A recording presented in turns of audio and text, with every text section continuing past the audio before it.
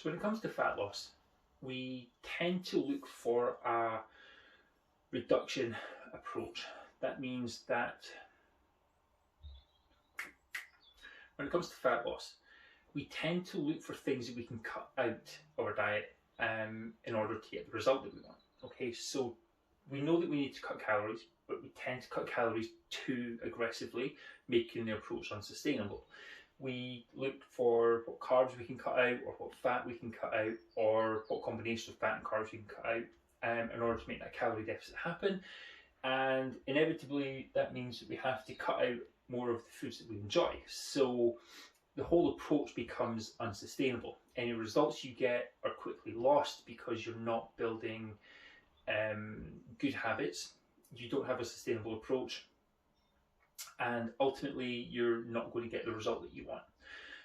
What I tend to focus on with clients though is a what can we add in approach. Okay, it means that you're not going straight into a deprivation kind of diet. You're adding things to it to enhance the whole experience and get better results ultimately. So the first thing to start off with is more protein. Okay, it's the biggest bang for your buck you can get nutritionally. You get increased satiety, you get decreased hunger between meals, you get increased retention of muscle mass, meaning you lose more weight from fat stores, which is what you want.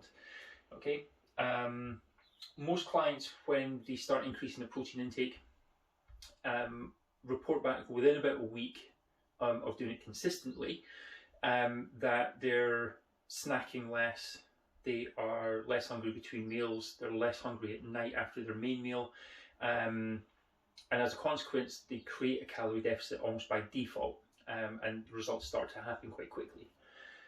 The second thing to focus in on is getting more sleep. Now, it doesn't have to be an extra hour or an extra 2 hours. It can be starting with an extra 15 minutes. Okay, if you're more rested, you're going to be more able to make good food-based decisions. You're going to have more energy for training. You're going to have more willpower. Okay, willpower tends to disappear when you're tired. Okay.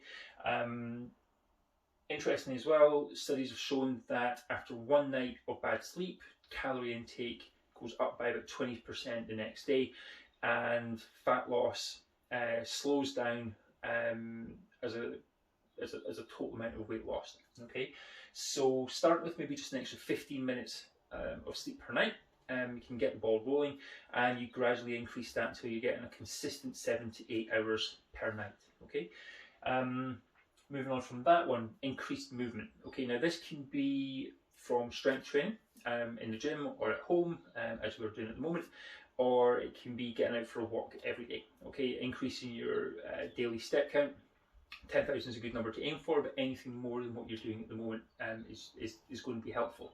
It also means things like getting off the bus a little bit earlier than you need to if you're going into town. It could be taking the stairs instead of the lift. It could be just getting out for a walk after dinner at night, just to kind of round out the day. Okay, but more movement has a couple of benefits. Obviously, there's a higher calorie out side of the equation happening, but you also stimulate more muscle retention through muscle protein synthesis with the workouts that you're doing. So aiming for 2 to 4 workouts per week on a consistent basis. And then finally, we come back to consistency. It's increasing your consistency. It's not uncommon to have someone say that they're not making the progress that they want despite being consistent. Now, when you dig into it a little bit, they've only hit 2 out of 4 workouts, they've only hit their calorie targets 4 out of 7 days, which works out about 50% consistency. You're not going to get a good result only doing half of the work.